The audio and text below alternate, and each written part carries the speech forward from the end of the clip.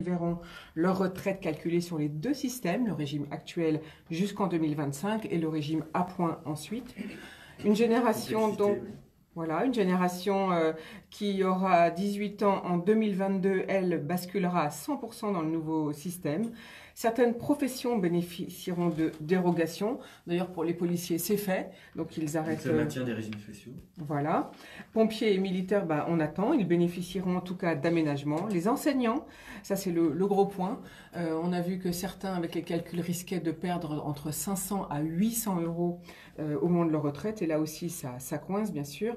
Les personnels hospitaliers qui pourraient partir plus tôt puisqu'ils travaillent la nuit.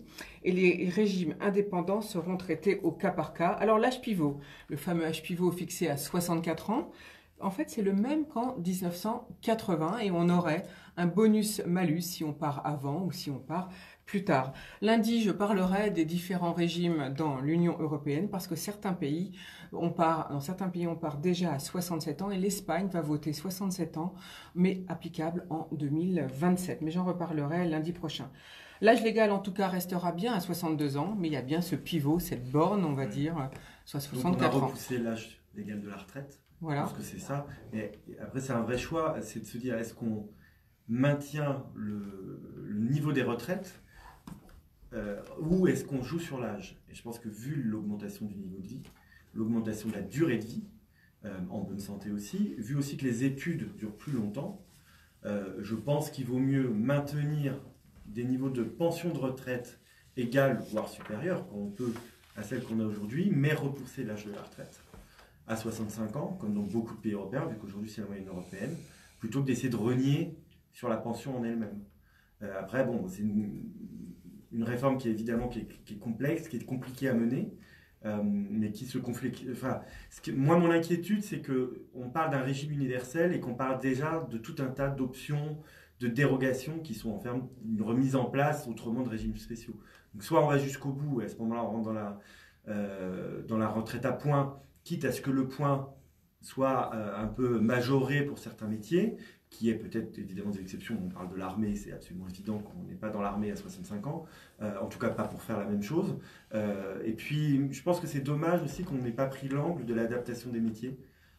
Dans beaucoup de pays aujourd'hui, quand vous êtes dans un métier et que vous arrivez à un certain âge, d'office vous passez à 80%. D'office, certains actes que vous devez réaliser, par exemple, je pense aux hôpitaux, vous sont retirés pour que vous en fassiez d'autres. On passe des gens sur de l'administratif d'office, grâce à des formations, pour qu'ils puissent finir leur carrière dans des métiers qui, évidemment, physiquement, sont moins prenants et moins difficiles. Et c'est dommage qu'on n'ait pas eu cette réflexion des fins de carrière, où on passe à 80%, à 50%, où là la retraite vient compenser cette perte, mais permet quand même aux gens d'aller travailler et d'avoir une activité jusqu'au bout. Alors Édouard Philippe a annoncé que la discussion était encore ouverte, puisque ça va passer à l'Assemblée. Peut-être que vous pouvez suggérer cette idée aux députés du Val d'Oise pour qu'ils la fassent passer au niveau de l'Assemblée. Il y a beaucoup de choses à faire sur parce qu'en fait on sait bien que c'est la fin du monde du travail qui est compliqué, quand on passe les 55 ans. On sait très bien qu'aujourd'hui, quelqu'un qui a 57, 59 ans, s'il est au chômage ou dans une situation de précarité, ce sera compliqué pour lui. En fait, on sait déjà que deux futurs retraités, des personnes qui ont plus de 50 ans, il y en a 2 sur 3 qui sont en problème d'emploi actuellement. Donc c'est là aussi où il faut travailler pour permettre à ces gens de se maintenir dans l'emploi, de continuer donc à cotiser et de faire vivre le système de répartition. La répartition, vous ne payez pas pour vous, vous payez pour ceux qui sont là. Donc c'est toute la difficulté du système à répartition. Il faut que tout le monde, le plus grand nombre de personnes travaillent pour pouvoir payer les retraites de ceux qui sont inactifs. Donc c'est là le cœur de ce qu'on doit faire. Donc remettre les gens au travail, même si c'est pas du temps plein. Mais cette volonté du gouvernement de mettre un système de pilotage entre partenaires sociaux, c'est ce qui se fait actuellement. C'est pas une bonne idée? C'est le système paritaire, mais pris sur un autre ton. L'âge pivot, c'est le recul de la retraite. Là, le système qui est mis, c'est le système paritaire, où avec les partenaires sociaux, l'État négocie les grandes politiques sociales de l'État. Mais ça, bon, c'est un autre nom, mais c'est le système actuel. Donc, mais ça rassure les syndicats par rapport à la valeur du point. Parce que je pense que le le centre de toutes ces réformes, c'est la valeur du point. C'est quelle est sa valeur, comment elle est réformée, comment il est mis en place, est-ce que c'est l'Assemblée, est-ce que c'est un vote, est-ce que là, donc un système paritaire en fait, qui le confirme derrière, est-ce que c'est un ministre, est-ce que c'est voté. Je pense que c'est vraiment ça le cœur pour rassurer les Français. Dire on a des points, le système sera plus simple sûrement, mais si le point change tant qu'on veut, c'est compliqué. Donc aujourd'hui, il y a déjà un système à points qui est élargi Carco. Bon, le point n'a jamais été modifié. Donc ça, voilà, il y a une sécurité. Donc si on est sur ce modèle-là, évidemment qu'on peut y aller. Après, il y a certains pays qui ont un système à points où le point a baissé. Enfin, là, on entend quand Puis même... réaugmenté. Le Premier ministre a quand même dit que les retraites seraient réévaluées comme pour les salaires. Donc c'est peut-être une petite avancée malgré tout. Oui, les retraites. Une bonne Mais avancée, la vraie question, c'est la valeur du point. Bien C'est sûr. quand vous arrivez à la retraite, vous avez cotisé, alors je ne sais pas, à 10 000 points, combien valent ces 10 000 points? Parce que si là, 2 ans avant votre retraite, on vous dit que le point perd un tiers de sa valeur, tout d'un coup, vous ne vous retrouvez pas du tout dans la même situation. Et on sait très bien qu'une retraite, il y a une perte de revenus, il n'y a pas de mystère, donc on la prépare. Donc on ne peut pas trop jouer avec les gens qui préparent une retraite, qui se disent, voilà, je vais peut-être changer de logement, changer mon niveau de vie parce que je vais avoir une baisse de revenus, et leur dire, non, votre baisse de revenus, en fait, elle sera encore plus forte que ce que vous aviez déjà préparé. On fait aussi des assurances privées, des choses comme ça. Donc à partir du moment où il y a un cadre, il faut qu'il soit sécurisé pour que les gens préparent leur retraite. Vu qu'on sait qu'en plus, les périodes de retraite sont de plus en plus longues, vu qu'on vit de plus en plus longtemps. Alors du coup, c'est le big bazar dans les transports, on voit bien là, et puis les syndicats. Voilà. Et alors que se passe-t-il un petit peu du côté de Cergy? Valérie Pécresse a mis en place pas mal de mesures pour déjà, on a éviter... à la taper sur la table pour qu'on ait absolument le service minimum matin et soir, qu'on n'aurait pas eu s'il n'y avait pas des élus qui avaient un peu mis tout de suite l'accent sur aussi ce que devrait payer la SNCF et la RATP. Donc là, la SNCF. Vous faites allusion aux 220 bus privés? Oui, et puis au fait qu'il y a le service minimum, c'est-à-dire qu'il y a des RERA matin et soir, alors très peu dans la journée. Moi, je regrette sincèrement que la ligne L qui relie Cergy à Saint-Lazare, il n'y ait pas de train maintenant depuis le 5 décembre. Je trouve ça limite scandaleux, parce que là, on a une ligne qui est complètement coupée et fermée, même s'il y a une ligne de substitution. C'est très compliqué quand même, physiquement, pour les gens, moralement, physiquement, parce que c'est des horaires à rallonge. Cergy-Lô, les gares de Cergy sont déjà les 3 dernières, donc c'est ceux qui passent le plus de temps, les Cergychois, c'est ceux qui passent le plus le temps dans le RERA, et ils sont là encore plus impactés par quand même une grève qui est une grève d'une certaine catégorie, parce qu'aujourd'hui, il y a une grève dans l'éducation nationale que je peux totalement comprendre, parce qu'il y avait une vraie inquiétude, mais aujourd'hui on est quand même dans une situation un peu particulière de défense d'un régime qui est déficitaire. Alors, vous êtes conseiller départemental, comme je le disais. Dans votre canton,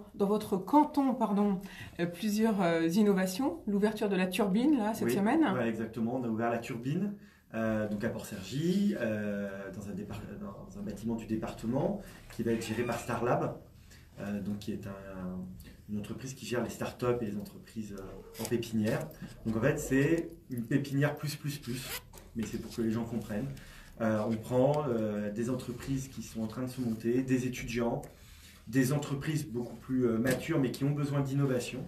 Et on met tout ça au même endroit pour que les gens puissent échanger, trouver, créer de l'emploi. Parce que c'est vraiment l'axe important qu'il faut aujourd'hui sur le projet campus de Cergy-Pontoise, le projet de mener l'université, l'ESSEC, l'ENSIA, l'ESTI vers vraiment une excellence universitaire internationale de haut niveau. C'est qu'aussi, il faut qu'il y ait pas seulement un projet pédagogique, mais un projet de territoire. Ça, c'en est une partie qui est la création d'emplois de tous ces étudiants qui viennent à Cergy-Pontoise pour être diplômés, pour avoir des connaissances, qui ensuite qu'ils fassent profiter de leurs innovations, de leurs idées, de leurs rêves à la ville qui les a accueillis. Et donc la turbine, c'est exactement le genre de structure qui peut accueillir des entreprises qui, on l'espère, après resteront à Cergy-Pontoise et créeront leurs emplois. Alors également, modification de la forêt de l'Autil dans votre canton? Alors par la création d'un ENS, d'un espace naturel sensible, qui va protéger, alors qui s'appelle les lisières de la forêt de l'Autil, vu que c'est une forêt qui accueille plus de 40 000 visiteurs par an, donc il y a une grosse pression de la part de la population. C'est le plus grand massif forestier de Cergy-Pontoise, 135 hectares côté Val d'Oise, et encore plus côté Yvelines, vu qu'elle est sur les 2 départements. Côté Val d'Oise est donc propriété du département. On crée un ENS de 35 hectares supplémentaires pour protéger donc, ces lisières, des mares, des zones humides, des zones de biodiversité, et nous avons créé effectivement, accompagné de la présidente Marie-Christine Cavecchi, un verger conservatoire en lisière ça, c'est très de la intéressant, forêt, oui. où nous avons planté, alors symboliquement, 21 pommiers ou poiriers anciens, comme les 21 cantons du Val d'Oise. Donc, ils sont des vergers où on plante des races locales et anciennes de fruits, alors, pommes, poires généralement, pour voilà, conserver ces races avec un pomologue. Je ne savais pas que ça existait jusqu'à ce que je le rencontre, mais qui est spécialisé justement dans la conservation et le croisement futur, hein, pas seulement dans ce qui a été fait, mais aussi futur, des races de pommes, de poires. Oui, parce qu'il faut préciser que le Val d'Oise a une ancienne culture. Alors, Enfin, c'est pas une ancienne. Historiquement, non, Voilà. ce que je voulais dire, c'était que historiquement, la culture du pommier et du poirier est installée en Val d'Oise depuis longtemps. Nous sommes le premier producteur de fruits de l'Île-de-France, avec une production, donc pommes, poires, mais aussi pêches et cerises, même abricots. Voilà, on en connaissait beaucoup du côté de Groslay, mais aussi d'Écouen. Il y en a aussi pas mal du côté de la Croix-Verte. Tout à fait. Quand on connaît le département. Du côté d'Auny, voilà. Il y a encore des grands vergers dans le Vexin et sur le Pays de France. Alors tout à l'heure, vous parliez donc de ce futur campus universitaire qui veut, d'ici à quelques années, devenir parmi les 100 premiers à l'échelle internationale. Et du coup, vous, à Cergy, vous allez construire un 6e collège. Alors aussi, là, dû à l'augmentation de la population, c'est une ville qui se construit beaucoup, beaucoup trop, à mon avis, mais qui a besoin aussi d'accueillir les nouvelles populations. Et donc le département a voté la construction d'un 6e collège, qui sera construit sur la plaine des Sports, la plaine des Guinandes, en gros vers la Renaïs, pour ceux qui voient à peu près. Donc un collège 700, pour accueillir 700 nouveaux élèves, avec un gymnase aussi, parce qu'il y a d'énormes besoins de capacités sportives pour accueillir les associations. Nous allons nous réunir en janvier pour choisir l'architecte qui construira ces 2 bâtiments, vu qu'évidemment les 2 bâtiments sont construits. Et dans la même foulée, parce qu'on est sur une dynamique, on est sur un très lourd projet sur le collège de la justice que nous souhaitons, c'est pratiquement validé, mais je pense que Virginie Talent, la vice-présidente à l'éducation, vous en parlera le jour où sera fixé bien mieux que moi sur le projet de collège innovant, donc avec vraiment une restructuration de ce collège de fond en comble, aussi bien dans sa pédagogie, sa structuration intérieure, la façon dont on accueille les élèves, la façon dont les professeurs pourront enseigner.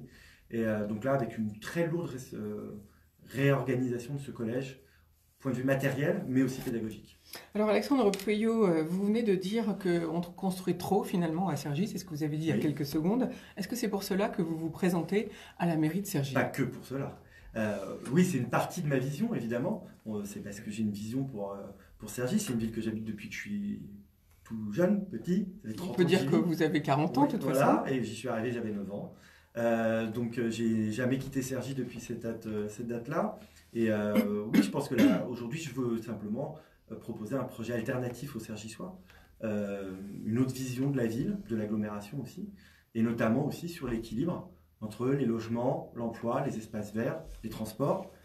Outre la grève, c'est un vrai sujet, et je trouve aujourd'hui qu'on mène une politique déséquilibrée à Cergy.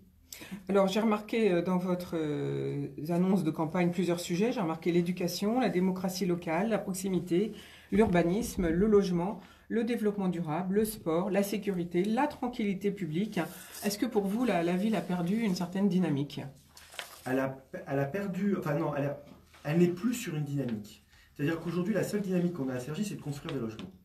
Voilà. Mais qui n'apporte rien de plus finalement. On a des transports saturés, RER A, A15. On n'a aujourd'hui pas forcément plus de places en crèche. On construit ce 6e collège, mais ça, on est juste dans l'accueil des nouvelles populations. On a gagné 8000 habitants en une dizaine d'années pour finalement aucun service supplémentaire. Des espaces verts qui sont grignotés, des problèmes de structuration de la ville forte, en matière de circulation, de stationnement, de places en crèche, qui fait que les Cergysois aujourd'hui, et moi c'est mon sentiment, ne comprennent plus où on va, à part construire. Et en plus, ça ne règle pas les problèmes de logement des Cergysois, vu que la plupart de ces logements ne sont pas occupés aujourd'hui par des Cergysois, mais par des gens qui viennent notamment de petites couronnes parisiennes et qui fuient les prix extrêmement élevés des Hauts-de-Seine ou même de Seine-Saint-Denis. Donc là, on a un vrai paradoxe où les Cergysois actuels se sentent un peu délaissés pendant qu'on continue à accueillir des nouvelles populations sur lesquelles il faut investir pour les accueillir, tout en laissant certaines écoles dans des états assez catastrophiques. On peut parler de l'école des Linandes, qui est dans un état assez triste, pendant qu'on en construit une nouvelle. C'est toujours le rapport entre qu'est-ce qu'on fait de l'existant et qu'est-ce qu'on fait de neuf. C'est très bien de faire du neuf, surtout quand l'existant est bien entretenu. Alors continuons sur l'urbanisme si vous voulez bien, parce qu'il y a quand même deux sujets, la construction, le logement, c'est pas tout à fait la même chose. Non, l'urbanisme pour moi c'est ce qu'on fait en plus, et puis c'est la structuration de la ville. Le logement c'est la gestion de l'existant. Dans une ville qui a 44% de logements sociaux, la politique du logement pour moi elle est centrale. C'est une politique aussi bien d'équilibre de la ville qu'une politique sociale en tant que telle pure. Et on voit très bien qu'aujourd'hui il y a beaucoup de Cergissois qui ont du mal à se loger, ou surtout d'ailleurs, il n'y a pas beaucoup de Cergissois à la rue, entre guillemets, mais de Cergissois qui ont du mal à changer de logement, qui sont dans des logements trop petits, trop grands, qui veulent changer de quartier et qui ont énormément de mal. Alors, c'est pas que la mairie, hein, c'est aussi la loi sur les logements sociaux qui fait que tout ça est extrêmement rigide, mais c'est vrai avec une politique municipale qui n'aide pas les Cergissois à trouver des solutions de logement. Et donc vous pensez que vous pourriez donc les aider pour trouver des solutions? Je pense qu'il faut que la ville elle réinvestisse le rapport avec les bailleurs sociaux. Alors en plus il y a beaucoup de fusions. C'est vrai qu'à un moment on était à plus d'une quarantaine de bailleurs sociaux sur la ville. C'est compliqué d'avoir des rapports concrets sur en plus des gens qui ont quelquefois un immeuble, une petite résidence. Là on n'est plus du tout dans cette situation. Les grands bailleurs sociaux ont fusionné entre eux. En gros, aujourd'hui avec 4 à 6 grands bailleurs sociaux, vous faites 75% de la ville, enfin des logements sociaux de la ville. Donc là, il faut rentrer dans le dur avec eux, siéger aux commissions d'attribution de logement, ce que la ville ne fait pas, malheureusement, faire des conventions pour pouvoir obtenir des logements sur des mutations, parce que là, le grand problème, c'est ce que je disais, c'est la mutation, changer de logement, plus grand, plus petit, moins cher, plus cher. Réinvestir aussi la question qui va se poser très prochainement, des ventes. La loi Elan, justement, c'était ma question. Alors, on pousse les bailleurs sociaux à vendre. Ça, c'est écrit noir sur blanc dans la loi. Et en plus, on crée un système financier qu'aujourd'hui, un bailleur social qui ne vend pas se retrouvait dans une situation de déséquilibre financier très rapidement. Donc, ils vont tous vendre. Mais c'est des Cergissois actuellement qui sont dans les logements. Donc là, il faut que la mairie absolument connaisse, suive, négocie ce qu'on vend, comment on le vend, comment on fait les relogements dans certains cas, si ça doit être fait, qui rachète, qu'est-ce qu'on vend, parce que si les bailleurs sociaux se mettent à vendre tous les pavillons, notamment, parce que c'est ça pour l'instant la ligne, ils vendent tous les pavillons en logement social. Ça veut dire que dans 5 ans, il n'y aura plus aucun logement en pavillon social. C'est quand même problématique.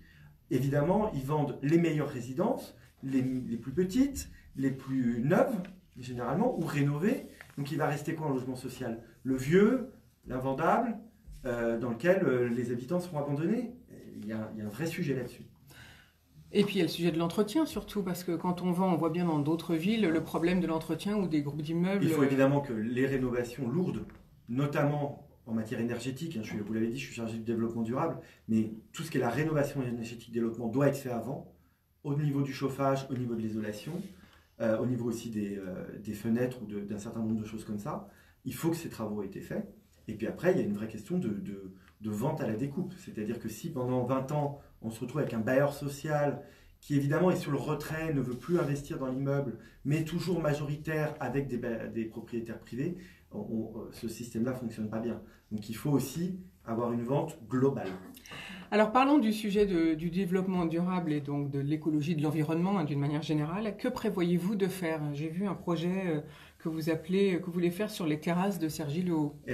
Exactement, derrière le cinéma UGC, enfin derrière ou devant, ça dépend où on se place, mais disons en bas du cinéma UGC de Cergy-le-Haut, vous avez 2 grandes terrasses qui sont publiques, qui devraient être ouvertes au public, aujourd'hui qui sont fermées parce qu'il y a eu des problèmes juridiques, des problèmes d'infiltration, mais tout ça est derrière nous. Donc aujourd'hui, mon projet, c'est de faire rentrer, alors là c'est très cergissois, la coulée verte, tout le monde sait de quoi je parle à Cergy, la coulée verte jusqu'au cœur de Cergy-le-Haut, en couvrant d'abord le parking par un toit pelouse tout simple, mais pour donner cette vision de vert, et réouvrir ces 2 grandes terrasses à la population, en lui mettant en plus un mobilier urbain un peu attrayant, en replantant évidemment, vu que je pense qu'on a besoin de planter. C'est pour ça aussi que je proposerais qu'un certain nombre de bois urbains à Cergy, bois du Hazet, bois la Plotte, bois de la Justice, soient agrandis sur des réserves foncières qui sont soit prévues pour la construction, soit prévues pour, comme le bois du Hazet, des doublements de voiries. Je pense qu'aujourd'hui, on n'est plus dans l'esprit d'aller doubler, d'avoir des grandes 2x2 voies en pleine ville. Le boulevard du Golfe n'en a pas besoin. Et je propose par exemple sur le bois du Hazet qu'on puisse, qui est à côté, qu'on puisse l'étendre sur ces réserves foncières qu'il faut abandonner, vu que finalement on ne le fera pas. Voilà, où j'ai aussi un autre projet que je n'ai pas encore développé, mais qui est en train de creuser avec mon équipe, sur une zone de biodiversité qu'on pourrait créer le long de l'Oise, sur le haut de Cergy Village, à proximité justement de Saint-Christophe et de la Passerelle Rouge. Là, il y a tout un tas de terrains aujourd'hui qui sont classés en espace naturel sensible local. Et je pense qu'il faut aller plus loin que simplement le classement des terrains. Donc, la zone de biodiversité, par sa protection, ses aménagements respectueux, par aussi le projet pédagogique qu'il porte avec les écoles de la ville, doit être quelque chose de très fort et qui permet vraiment de préserver des espaces complètement à part dans Cergy que peu de gens connaissent, mais qui sont à la limite du sauvage. Alors Alexandre Pueyo, dans votre annonce de campagne, j'ai également remarqué un message envers les jeunes, et notamment au niveau du sport, parce qu'il y a des clubs qui ont entre 500 à 800 adhérents à Cergy. Ouais, qu'est-ce que vous voulez améliorer, pour qui, comment? Moi, c'était vraiment ma découverte quand je suis devenu conseiller départemental, c'est l'incroyable force, le nombre de personnes qui sont accueillies dans ces associations sportives qui font un travail absolument remarquable. Au niveau sportif, parce que c'est leur but premier, hein, l'enseignement et la pratique de leur sport, mais finalement dans l'encadrement des jeunes et le sport, il y a quand même des valeurs éducatives très fortes. On apprend à perdre, on accepte la défaite. Aussi, on savoure la victoire quand on gagne une compétition ou un match. Donc je pense que c'est très important dans une ville comme Cergy, où une très grande partie de la population a moins de 30 ans. Donc il y a d'abord un point très important, c'est les créneaux. C'est-à-dire que les équipes sportives, les clubs, puissent proposer le plus possible de créneaux sur leur sport. Et donc ça, évidemment, c'est les équipements en dur. Construction d'un gymnase, donc je l'ai dit par rapport au 6e collège, mais aussi on a plusieurs gymnases dans la ville qui sont vraiment extrêmement abîmés, dont un, je pense qu'il va falloir raser, le reconstruire et l'étendre. Je pense qu'aussi il va falloir construire un certain nombre de salles dans ces gymnases un peu spécialisées, type danse, type dojo, qui permet d'accueillir des sports particuliers et de préserver des créneaux. Mais je pense que vraiment la construction aujourd'hui, outre ce gymnase qui est déjà prévu, de rénovation et d'extension, voire de reconstruction-extension d'autres gymnases. J'ai une idée précise de ce gymnase, mais je le développerai pendant la campagne, pour accueillir plus fortement. Et je pense qu'aussi, il va falloir qu'on aide financièrement, mais quelquefois, ce n'est pas forcément de l'argent selon les trébuchants, ça peut être aussi des aides par rapport aux compétitions sportives. C'est-à-dire tous les clubs qui donnent une image extrêmement positive à la ville. Je pense aux Jokers de Cergy-Pontoise, l'équipe de hockey, je pense au basket, je pense au handball. C'est vraiment des équipes aujourd'hui qui gagnent, qui donnent une image fantastique de la ville. Et il faut les aider de façon matérielle, en communication aujourd'hui aussi, pour que quand ils ont des matchs importants, les Cergysois le savent, qu'ils viennent soutenir leurs équipes à Cergy. On a des vraies questions sur, par exemple, le gymnase du 3e millénaire par rapport au hand, sur sa configuration, sur la façon dont on accueille ces matchs d'une équipe de féminine qui est sur des résultats incroyables, sur le basket. Voilà, comment on accompagne ces équipes, et pas forcément avec de l'argent sonnant et trébuchant, mais aussi comment elles se déplacent, c'est un coût. Comment on peut aider les déplacements, comment on peut aider la communication, comment on peut aider à la création de clubs de supporters. Voilà. Donc il n'y a pas que le hockey, c'est ça que vous voulez dire? Alors, il n'y a pas que le hockey, mais il y a tout un... Enfin, je crois qu'un des plus gros clubs de France en football, c'est le club de Cergy. On a le club de judo, le Budo Club de Cergy, qui est un des premiers clubs en Ile-de-France, avec plus de 800 licenciés, hein, Cergy. Alors, pas toujours des Cergysois 100%, on est dans l'agglomération, donc on sait très bien qu'il y a des échanges entre les communes. Mais voilà, on est sur des clubs extrêmement importants, qui ont généralement de très bons résultats. Le club de judo en est un exemple, moins connu que basket ou hockey, mais qui a besoin d'être aidé aussi. Alors, autre sujet que j'ai noté dans votre annonce de campagne, Alexandre Pueyo, c'est le service minimum à l'école et une ATSEM par classe, c'est-à-dire... Là, sujet très grève, effectivement. La ville de Cergy ne respecte pas aujourd'hui le service minimum d'accueil. C'est la loi depuis 2007. Alors bon, c'était la loi de Sarkozy, le maire est socialiste. Ok, je pense que 12 ans après, on peut passer à autre chose. Toutes les villes aux alentours, Jouy-le-Moutier, Pontoise, Osny, qui sont quand même des villes plus petites, le mettent en place. Argenteuil, ville beaucoup plus grande, le met aussi en place. Quelquefois avec des critères, effectivement. Il faut que les deux parents travaillent pour accueillir, parce que c'est un coût, en partie remboursé par l'État, mais c'est quand même un coût structurel pour la ville. Moi, je trouve extrêmement dommage, parce qu'on sait très bien, ça va être toujours la même famille. Ça va être soit les familles monoparentales, où la personne doit absolument travailler pour maintenir son niveau de vie, et parce que quand vous avez 3 enfants, c'est très compliqué de les faire garder, ou ça va être les familles où les 2 parents travaillent qui vont être lésés. Et les gens qui n'ont pas d'aide familiale ou très amicale dans le coin. Donc là, c'est vraiment dommage qu'on ne mette pas en place ce service minimum. On a, entre tous les groupes scolaires, donc c'est quand même très rare que tous les groupes scolaires soient fermés, donc là, c'était à peu près la moitié qui était fermée, donc on peut faire une répartition. On a des centres de loisirs qu'on peut ouvrir pour accueillir. C'est généralement du one-shot. Là, on voit bien, c'était le mardi 5. Ensuite, il y a eu très peu d'écoles fermées. Le grand problème a été le mardi 5. Je trouve dommage qu'on ne respecte pas la loi SRJ. C'est difficile, je trouve, quand on est maire, de dire à des gens qu'il faut respecter la loi quand soi-même on ne la respecte pas. Sur les ATSEM, c'est un petit peu différent. Alors expliquez déjà ce qu'est une ATSEM. C'est une personne, je ne vais pas dire les lettres parce que finalement ça ne dit rien à la personne, c'est la personne qui en maternelle, dans les écoles maternelles une auxiliaire, on appelle ça une auxiliaire. Aide l'institutrice ou l'instituteur dans sa tâche quotidienne, notamment avec des enfants qui sont petits, pour que dans les déplacements, il y ait vraiment quelqu'un sur l'enseignement et puis quelqu'un qui accompagne les élèves qui sont quelquefois petits et pas autonomes. Ce n'est pas une ATSEM par classe. Depuis longtemps, ça a été une mesure purement économique, malheureusement. Et je pense que quand on voit justement tout ce qui se passe aujourd'hui sur le dédoublement des classes, qu'on voit l'incroyable réussite de ces dédoublements de classes, on voit que la présence humaine face à peu d'élèves est si importante. Je propose que dans toutes les écoles REP, donc les réseaux d'éducation prioritaire, il y a 13 écoles, on remette une ATSEM par classe dans toutes ces maternelles. La présence des adultes est essentielle pour un bon enseignement. Il faut absolument, dans ces écoles qui sont un peu fixées comme ayant des difficultés sociales ou d'apprentissage particulières, qu'on remette de l'adulte dans ces écoles. Alors, merci beaucoup Alexandre Piot d'être venu présenter en avant-première votre campagne. Par contre, on murmure que Armand Paillet veut également faire sa liste. Et vous voulez faire une liste d'union de la droite et du centre. Ne pourriez-vous pas vous réunir tous les deux ? Il faut que tout le monde le veuille, c'est toujours le même problème, c'est qu'il faut être 2, voire plusieurs pour le vouloir. Après, moi, je peux empêcher personne d'être candidat. Donc voilà, il y a eu des discussions ouvertes que je n'ai pas refermées, mais qui m'ont été refermées. On m'a signifié que c'était terminé. Donc j'en prends acte et chacun fait sa campagne. Après, les Cergissois trancheront les 15 et 22 mars. Après, oui, il y a aujourd'hui 9 listes, c'est une division très forte. Donc 4 listes issues de la majorité municipale, socialo-communaux verts, on va dire, et divers gauche. Donc on voit que, voilà, côté du maire aussi, aujourd'hui, il a 3 adjoints qui se présentent contre lui.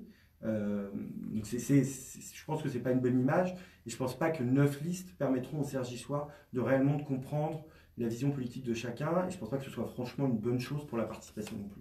Merci beaucoup Alexandre Pueyo d'être venu ce matin répondre à nos questions. Merci Alexandre Pueyo, merci Florence Sueur d'être venue parmi nous ce matin. Merci beaucoup. Merci. Monsieur, merci. Bonne journée. Non, là, justement, campagne électorale. Merci.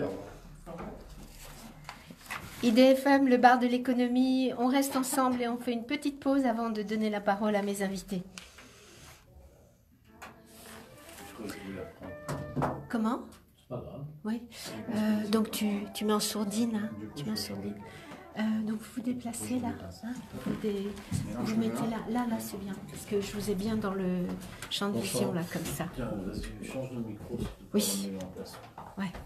Merci. Comme ça, c'est bien. Voilà, très bien.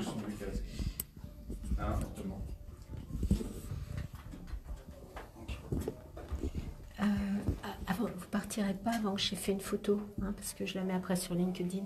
Oui, après quand j'oublie de faire la photo, je suis obligée de photographier sur le film. C'est pas terrible. Ouais. Vous pouvez le mettre, ça vous donne le retour, mais c'est comme vous n'êtes pas obligé. Hein. Ouais, d'accord.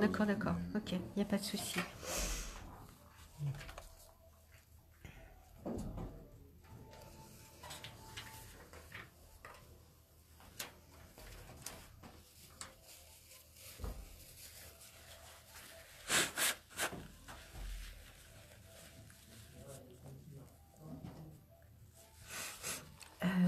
Mais Saouda, on dit la coquille rouge ou coquille rouge? Coquille rouge. Coquille rouge, hein. Le nom de famille, c'est Boularas. Le S, en fait, on le prononce. Ah, d'accord. Ah, d'accord, ok. Et bon, non, mais je ne savais pas si je devais dire de coquilles rouges ou de la coquille. Ça s'appelle coquille rouge. Ok, ça marche. Ça marche. C'est bon? On y va? Non, je sais pas. Comme j'entends pas.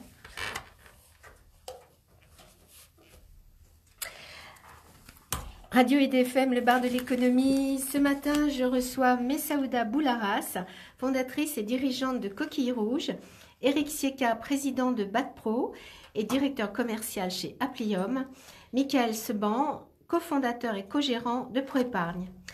Alors Messaouda Boularas, vous voilà aujourd'hui dirigeante d'entreprise, au nom très évocateur, Coquille Rouge. Vous êtes spécialisé dans la fabrication de semoules bio et vous assurez un service traiteur végétarien. Qu'est-ce qui vous a motivé pour changer complètement de domaine, puisqu'auparavant vous avez travaillé chez LVMH de nombreuses années, c'est bien ça? Oui, effectivement.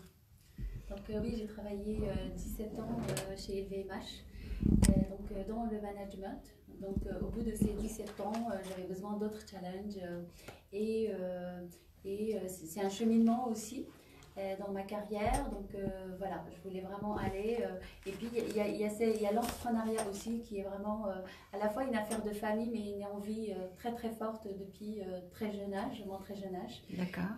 Voilà, donc j'ai décidé de créer Coquille Rouge. Donc le cœur de ce projet, ce sera vraiment cette fabrication artisanale, ancestrale. Donc c'est un savoir-faire de mes origines berbères, Oui. kabyle plus exactement. Oui. Donc je suis née et grandie en Algérie. Oui. Donc je me suis installée en France en 2002, plus exactement, pour rejoindre mes parents. Et donc on nous apprenait ça en fait dès le très jeune âge. Et c'est ça, vous avez toujours su faire de la semoule en fait. Dès 11 ans, 10 ans, après selon aussi profil et maturité aussi. Donc dès mes 11 ans, en fait, on commençait à m'initier petit à petit dans la joie et la bonne humeur de cette pratique-là. J'ai décidé vraiment à la fois, on a cette matière-là, le couscous, ce qu'on appellerait couscous ou la semoule, appelée par tous, qui est vraiment un plat aussi préféré de tous. C'est vrai. Et puis il y a cette terre aussi du retour un peu à la terre, aux ressources. En fait, pour moi personnellement, c'est une sorte de retour à la source. Donc après mon travail dans le luxe. Et donc j'ai décidé en tout cas à la fois de travailler ce produit, mais de garder vraiment son origine et fabrique vraiment de manière artisanale, c'est-à-dire roulé à la main. Donc le processus de fabrication, donc j'utilise des ustensiles artisanaux, des tamis pour avoir le bon calibrage, sachant que je peux fabriquer à la fois plusieurs dimensions, enfin plusieurs calibrages. Oui. Mais au-delà de ça, je travaille beaucoup de matières aussi. Je peux faire de la semoule avec de l'orge, du maïs aussi, avec la farine de maïs pour vraiment répondre aussi aux besoins du sans gluten également. Et là, donc, je suis l'entreprise, en fait, elle est en pleine création. Donc, comme je vous l'avais précisé, donc j'intègre, je loue un laboratoire à la turbine de Cergy. Oui, on en reparlera.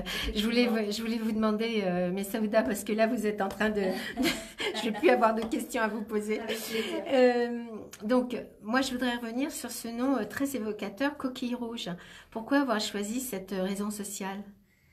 Alors, Coquille Rouge, il y a deux explications à ça. Donc, la première, c'est que j'ai envie vraiment c'est-à-dire tout le monde s'approprie cette marque sans donner forcément de connotation ou d'origine, forcément. Souvent, on voit le couscous avec des chameaux ou des côtés très orientalisés.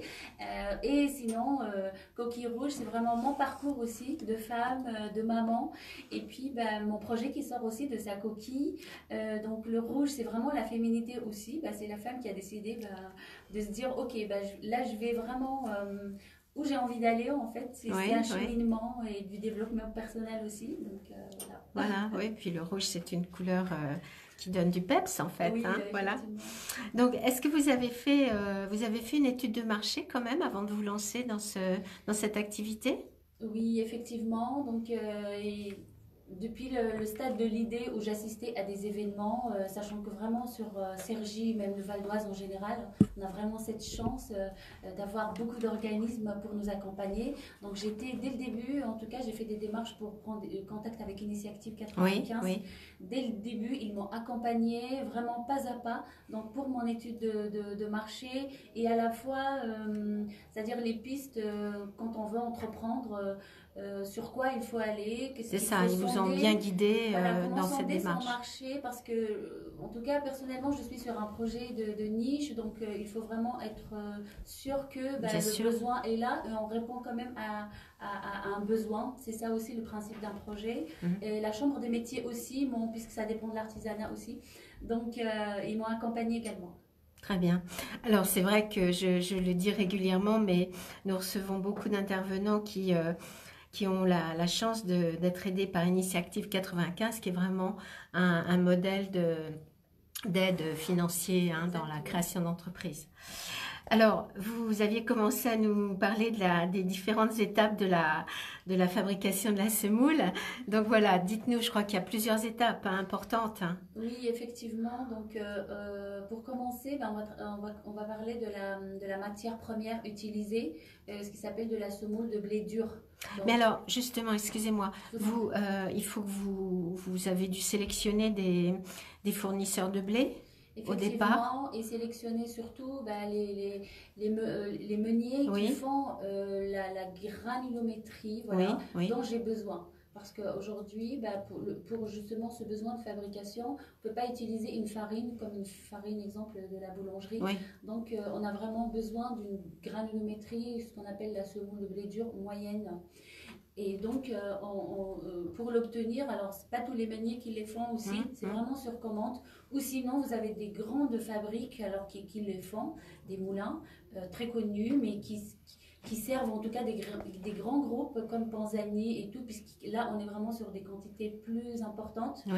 Donc, pour ma part, c'est vrai, c'est une difficulté en tout cas de trouver en Île-de-France pour m'apprévisionner. Maintenant, il y a un travail aussi. Malgré tous les céréaliers qu'il peut y avoir en Île-de-France, c'est compliqué. En termes de quantité, c'est compliqué. Sachant qu'on a même Moulin de Char dans le Vexin, donc qui ne font pas en tout cas ma matière. Mais on est en train de voir des pistes aussi, pourquoi pas pour un approvisionnement, puisque moi, mon objectif, c'est vraiment de me développer, d'avoir une équipe aussi, donc de développer cette activité. Donc, je vais aller sur des quantités plus importantes. De plus en plus, bien sûr. Exactement. Donc, la fabrication, en fait, c'est vraiment de l'artisanat du bout à bout. Donc, ça vient du meunier qui me confectionne vraiment cette mouture-là souhaitée et à moi qui la fabrique vraiment manuellement pour obtenir ce qu'on appelle dans le jargon classique, on va dire semoule, mais qui est vraiment la graine de couscous en fait. Très bien. Merci beaucoup, Messaouda Boularas. J'aurais d'autres questions à vous poser. Je vais donner la parole maintenant à Eric Sieka. Donc, rebonjour Eric. Bonjour. Alors Eric, je rappelle que vous êtes le fondateur et président de Baden Pro, une association qui est dédiée à un réseau de partenaires pour aider ce sport de haut niveau. Et vous êtes également directeur commercial chez Applium, mais on y reviendra. Oui. Alors, je voulais vous demander, j'avais eu le plaisir de vous recevoir il y a à peu près un an, en tant que président de Baden Pro. Et donc, rappelez-nous la vocation de cette association. Oui, c'est très clair. En fait, l'idée vient de mes différentes relations que j'ai au conseil départemental, puisque vous n'êtes pas sans savoir que les associations sportives sont aidées par l'État, notamment celles qui sont dans le sport élite. Et je sais bien que nous savons tous que les subventions de l'État ont tendance plutôt à se réduire à ce niveau-là. Et donc je me suis creusé un peu la tête et à trouver plutôt des sponsors privés. Et c'est à ce titre que j'ai créé Baden Pro pour faire en sorte que le club de badminton des Coins-en-Ville puisse grandir et atteindre un haut niveau, accompagner nos joueurs de haut niveau, de faire en sorte que des entrepreneurs, valdoisiens ou non, puissent nous rejoindre pour partager leur carnet d'adresses et créer du business. Et enfin, espérer avec une finalité forte, et j'espère qu'un jour ça arrivera, pour que ces entreprises s'épanouissent au sein de Baden Pro et puissent un jour recruter, pourquoi pas, certains de nos adhérents. Bien sûr. Alors, donc j'imagine que vous venez de le dire, vous êtes toujours à la recherche de nouveaux partenaires. Est-ce que ça a évolué quand même depuis un an? Ça a évolué puisque maintenant Applium, dont je suis directeur commercial, est participe également activement partenaire. Très bien. à Baden-Pro. Vous Donc avez oui, un grand pouvoir de... Non, je pense que j'ai réussi à convaincre ma direction, Bertrand Dalaison et Alix Ponsarda, directrice générale, et Bertrand Dalaison, président d'Applium. Je les ai convaincus à nous accompagner dans la démarche qui me semble être vraiment importante et intéressante, Baden-Pro, dans la croissance et l'accompagnement de nos adhérents et de nos joueurs de haut niveau, puisqu'on a quand même une joueuse, Delphine Desrues, qui est qualifiée pour le moment à Tokyo 2020. Oui, bon, on en parlera tout à l'heure. Oui, j'allais vous demander justement si vous aviez des nouveaux résultats positifs. Oui, plutôt, oui. D'accord. Bien, alors vous êtes également aujourd'hui ici avec nous en tant que directeur commercial d'Applium. Donc Applium, c'est un intégrateur de solutions SAP ERP. Et comme je l'ai dit tout à l'heure, il faudrait un petit peu nous traduire oui, les alors, lexiques. Pas de souci, je vais essayer de vulgariser parce que moi-même je suis dedans, donc n'hésitez pas à m'interrompre si à un moment donné vous comprenez pas tout ce que je dis. Oui, SAP est le leader mondial des solutions de gestion en entreprise. Aujourd'hui, c'est une entreprise allemande, hein, je crois. Oui, c'est tout ça à fait, exactement. On parlait d'LVMH tout à l'heure, mais LVMH, si on peut le citer comme exemple, est une société qui utilise SAP, mais Total utilise aussi SAP. Les plus grandes sociétés dans ce monde industriel utilisent SAP. Et Applium est une société qui fait de l'intégration et de la maintenance de ces solutions auprès plutôt des PME, mais aussi de grands groupes, pour les accompagner dans leur évolution, dans leur choix d'un ERP comme SAP, ou alors dans leur utilisation au quotidien. Alors SAP, ça veut dire système d'application et production. ERP, ça veut dire entreprise, ressources, planning. Oui, c'est ça. C'est ça. Mais je crois que ce qu'il faut expliquer à nos auditeurs, c'est qu'en fait, il existe des logiciels, enfin des pro-logiciels, et c'est souvent dans la comptabilité, le plus souvent possible. La base, oui, mais SAP couvre tous les flux dans l'entreprise, que ce soit effectivement la comptabilité, donc on trouve la compta, on trouve le contrôle de gestion, mais on trouve aussi tout ce qui touche à la production, à la logistique. On parlait tout à l'heure en aparté avant l'émission CRM. C'est très global, c'est très vaste et donc chaque entreprise peut prendre ce dont il a besoin pour faire fonctionner son entreprise. L'avantage d'un SAP, c'est que vous avez une donnée qui est partagée par tous. C'est ça. Une donnée unique qui est partagée par tous et chaque Alors métier expliquez-nous le principe, justement. Le principe, une base de données unique qui permet d'avoir des données stockées et d'être utilisées en temps réel par chaque utilisateur selon son métier. Un comptable a besoin d'informations, il va aller chercher l'information dans le même outil que celui qui a la logistique pour gérer son stock, par exemple. C'est ça. Donc, on parle d'outils stratégiques qui permettent à l'entreprise d'être plus performante. On parle même d'outils intégrés. D'accord. Donc, c'est avec une visibilité en temps réel sur l'activité, sur les finances, pour améliorer la productivité. Et c'est aussi un outil d'aide à la décision, c'est ça? Complètement, ce qu'on appelle la business intelligence, c'est-à-dire qu'effectivement, pour une entreprise avec une direction qui souhaite piloter de façon assez fine son développement, ses statistiques, d'avoir un reporting très clair sur son activité, effectivement, à l'intérieur des SAP, vous avez aussi une solution de BI, une business intelligence, encore une fois, qui permet de piloter vraiment de façon précise son activité. Et c'est très important pour une direction de savoir où elle va, bien sûr. Oui, ce sont des données mises à jour en permanence. Alors on peut parler de données, on parle souvent de big data essentiellement, mais effectivement ça permet à l'entreprise et à la direction et aux gens qui utilisent SAP d'avoir l'information presque en temps réel. C'est quand même très utile aujourd'hui. Alors à quelle taille d'entreprise s'adressent ces outils? Alors, il y a plusieurs produits dans SAP. On parlait tout à l'heure des grandes sociétés, mais aujourd'hui, depuis maintenant 15 ans, SAP adresse aussi des PME, alors des belles PME. Je dirais qu'aujourd'hui, pour qu'une société puisse avoir les moyens de mettre en place SAP, il faut au moins qu'elle fasse une taille de au moins 100 millions d'euros de chiffre d'affaires, qui est un peu quand même le curseur qui permet de savoir si effectivement ça vaut le coup d'y aller. Alors, sur SAP, en tout cas, ça a un peu changé parce qu'aujourd'hui, il y a des solutions que moi, je ne connais moins bien sur SAP parce que c'est assez vaste. Nous, là, chez Applium, on s'occupe d'une solution plutôt orientée, donc belle PME, au moins de 100 millions d'euros de chiffre d'affaires qui s'appelle S4HANA. C'est la nouvelle solution. Après, il y a d'autres solutions sur SAP qui Le marché, en tout cas, est plus pour des TPE. Et là, Oui. je connais un peu moins bien, malheureusement. Oui. Mais il y en a. Et celles-ci, elles sont plus sur des solutions, ce qu'on appelle cloud, excusez-moi des termes. Oui, Donc, oui. plus sur des serveurs dans le nuage, où il y a l'intégration est beaucoup moins forte que des solutions, ce qu'on appelle, nous, en concurrence de cloud on-premise. Voilà. Mais il y a les deux. Il y a les deux D'accord, solutions. d'accord. Et donc vous, Eric Sieka, vous êtes directeur commercial dans cette entreprise. Donc quel est votre quotidien? Mais mon quotidien, c'est déjà de faire en sorte que les clients soient satisfaits de leur solution. Donc je vais les voir, je discute avec eux pour voir un peu quels sont leurs besoins d'évolution. Et est-ce qu'ils le sont? Généralement, SAP a une image un peu lourde, un peu chère, Oui. mais c'est pas toujours vrai. Je pense qu'elle est un peu galvaudée et je pense que c'est à nous aussi d'améliorer les choses. Et on peut faire des choses très très simples dans SAP qui fonctionnent très très bien.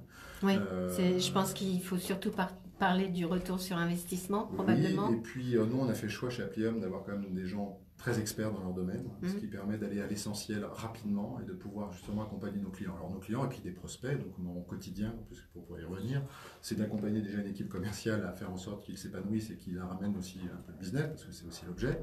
Mais d'abord, l'épanouissement personnel m'interpelle et c'est important pour moi. Bien sûr. Et puis de faire en sorte que nos clients soient fidèles, pérennes dans nos relations et qu'on les accompagne dans leur évolution. C'est mon quotidien et essayer de leur amener aussi l'éditeur SAP, Applium est distributeur à valeur ajoutée, donc partenaire intégrateur d'SAP depuis longue date, depuis 2006. C'est une distribution exclusive? Non. Non.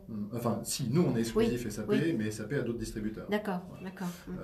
Et donc le but c'est quand même de pouvoir accompagner nos clients sur du long terme et de justement d'amener juste l'élément qui leur manque pour bien utiliser la solution qu'ils ont choisie, entre autres SAP. Et vous pensez que c'est ce qui fait la différence avec la concurrence? Alors, ça dépend de quelle concurrence on parle. On parle de la concurrence des SAP ou la concurrence d'Applium vis-à-vis d'autres intégrateurs. C'est peut-être Applium. Ouais, peut-être. Alors, ce qui fait la différence, c'est qu'on est une structure où on est assez agile, à taille humaine. On est 80, on espère être 100 l'année prochaine. On est localisé, c'est-à-dire on a des agences un peu partout en France pour être au plus proche de nos clients. Ce qui nous permet effectivement d'avoir cette proximité. Géographique, mais pas seulement. Et c'est ce qui nous différencie. Il y a la proximité, mais aussi, encore une fois, la seniorité de nos consultants. On a fait vraiment un choix très marqué de recruter des gens avec une expérience et métier et SAP pour justement répondre aux problématiques des gens qu'on rencontre, des clients qu'on rencontre. On y reviendra, on reviendra à cette information. Alors, on ne va pas faire de pause musicale parce que là, on n'a plus trop de temps et je voudrais donner la parole à notre troisième invité, donc Michael Seban. Rebonjour Michael. Oui. Donc, Michael Seban, vous êtes cofondateur et co-gérant de ProÉpargne, qui a été créé en 2013, avec un associé. Quel a été votre parcours, Michael, avant cette création? Alors, effectivement, c'est une entreprise qu'on a créée début 2013. Donc, c'est le fruit d'une association entre Jérémy, qui est mon associé, qui a un parcours plus financier, en fait, on va dire. Oui. Il a bossé pour des banques d'affaires. Et moi, je faisais de la gestion de patrimoine, on va dire, axée sur l'immobilier. D'accord. Donc, vous étiez déjà dans ce domaine. Voilà, c'est ça. Et à un moment donné, donc on a eu cette possibilité de créer ce cabinet. Bon, il faut savoir que c'est une personne que je connais depuis très longtemps. On se connaît depuis qu'on a 10 ans. D'accord. C'est vrai que créer une entreprise avec une amie d'enfance, c'est une possibilité, c'est une opportunité, on va dire. Tous les astres étaient bien axés. C'est ça. Et c'est vrai qu'on était, voilà, donc on a des parcours qui sont pas les mêmes. Et on a trouvé que créer ce cabinet-là, ça avait du sens. Donc, lui, avec son parcours plus financier, et moi, donc, le parcours que j'avais. Donc, ce qu'on a voulu faire, c'est créer donc, un cabinet de gestion de patrimoine au sens large. Donc, c'est vrai qu'on a mis en place donc, un service premium, si c'est dire ça comme ça. L'idée, c'est que les clients qui viennent nous voir aient la possibilité d'avoir un panel de solutions et d'intervenants très très larges. D'accord. Parce que le service en France n'est pas mis en avant, ça en fait on peut le dire. Oui. Et c'est pas évident pour les gens qui se positionnent par rapport à leur pression fiscale ou de la constitution du patrimoine. De parler à telle ou telle personne. Donc on a internalisé dans le cabinet beaucoup de choses. On travaille par exemple avec des avocats fiscalistes, avec Oui. des experts comptables, avec, on a la possibilité de mettre en place des prêts, on fait du courtage immobilier, donc, Oui. et puis aussi il y a tout un suivi sur la durée. Donc c'était vraiment notre axe. Voilà. C'est ça. C'est ça. Parce que donc il y a, vous ressentez qu'il y a un vrai besoin au niveau de l'optimisation fiscale en tout cas. Bien sûr. Et aujourd'hui, il y a des vraies solutions pour pouvoir en bénéficier. Oui, oui. Vous pouvez nous en parler un petit Bien peu? sûr. Alors déjà, on va dire que notre service s'adresse à une clientèle à partir de 3 000 € d'impôts par an. On peut déjà se positionner sur C'est ça. une optimisation Donc c'est pas, on n'a pas fiscale. besoin d'avoir des revenus. Non. Donc le mythe de se extraordinaire. dire, pour se pencher sur la question, donc il faut que je sois riche. Oui. c'est vrai. Non. Mhm. Donc ce qu'on fait, c'est un bilan fiscal, patrimonial, qu'on ne fait pas payer dans la structure. Oui. C'est une particularité par rapport à d'autres cabinets justement qui font payer ce bilan-là. Oui, cette étude. Voilà. Et on met à plat les charges fixes du client, son salaire, son imposition. Oui. C'est des choses que les gens n'ont pas forcément le temps de faire Mhm. parce qu'ils sont pris dans leur travail, dans leur famille et autres. Et se poser, c'est vrai, juste se poser pendant 1 heure avec un professionnel qui vous dit les choses et se dire, voilà, je peux allouer tous les mois telle épargne dans un placement Oui. par rapport à ce que, en fait, à ma vie tous les jours, à mes charges fixes, etc. Donc c'est pas forcément, et les gens ne prennent pas forcément le temps. C'est ça. Donc déjà, donc on le fait en fait avec eux. Ouais. Et ensuite, par rapport à l'appétence du client, à sa capacité, à la faisabilité par rapport à tel ou tel placement, on va l'orienter vers telle ou telle solution. Et c'est vrai que dans le cabinet, on n'est pas limité, comme je vous disais, on fait vraiment de la gestion de patrimoine au sens large, donc on fait du... C'est ça, vous n'avez financier, pas du que des immobilier. produits d'un certain type. Non, Vous non, c'est un faites. cabinet privé, ouais. Mhm. D'accord. Indépendant. D'accord. C'est GPI. Et donc aujourd'hui, vous pensez que c'est la période idéale pour investir, compte tenu des taux d'intérêt d'intérêt très faibles? Il est vrai que la conjoncture des taux d'intérêt très bas fait que ça favorise beaucoup l'immobilier et l'investissement dans cet axe-là. Il faut dire aussi que les placements d'épargne que tout le monde connaît, comme PEL par exemple, rapportent plus grand-chose. Oui, c'est vrai, Voilà, ça rapporte plus si rien. on met un peu plus de risques, par exemple, on peut trouver des choses, mais dans la mentalité française, prendre des risques, ça c'est pas trop, c'est pas trop dans la mentalité française. Donc voilà, on va dire que l'immobilier, c'est vraiment quelque chose qu'on met en place depuis quelques temps de manière très, très intense, je dirais. Après, l'idée, c'est vraiment de faire les choses comme il se doit, c'est-à-dire de vraiment de ne pas tomber dans les pièges, en fait. C'est pour ça que les gens viennent... Qu'est-ce que vous appelez voir. les pièges? On observe quand on fait les bilans, donc justement avec nos clients, que quand ils le font tout seuls, ou, etc., donc ils n'ont pas le temps, voilà, donc en plus, comme les taux d'intérêt sont très bas, c'est vrai qu'on a tendance à ne voir que le prix d'acquisition du bien et la mensualité. C'est ça. Ils passent à côté de beaucoup de choses. Il faut aller vraiment dans le détail. Voilà, par exemple, la durée du crédit, voir si c'est intéressant par rapport à un placement locatif, parce qu'il faut, on considère le prêt comme un paramètre seulement. Donc, voilà. Est-ce que, Mickaël, est-ce que vous pourriez nous donner, si vous avez ça en tête, un exemple concret, voilà, d'une transaction que vous avez fait avec un de vos clients et ça lui rapporte tant? Comme ça, pour nos auditeurs, ça sera très clair.